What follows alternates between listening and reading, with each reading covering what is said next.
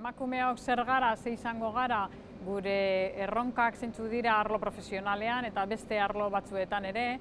emazte izango garen, ama izango garen, gauza desberdinak izan gaitezke, eta horren inguruan hausnartu nahi genuen,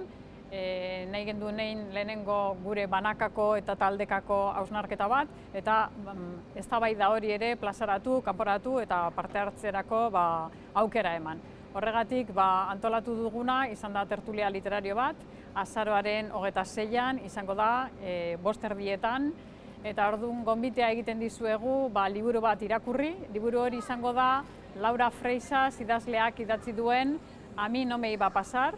liburua, eta orduan horren inguruan zer da eskaintzen duguna edo antolatu duguna, norberak bere iritziak, bere hausnarketak, bai emakume eta bai gizonezkoek parte har dezaten eta denon artean aberastu dezagun, elikatu dezagun elkarrizketa hori. Orduan bakoitzak pentsatu zer den, nolako egoeretan egoten den, nolako erreakzioak dauzkan, nola moldatzen duen bere bizitza, eta hortik aurrera besteekin harremanetan nola jokatu behar duen eta nolako erronka dauzkagun emakume bezala.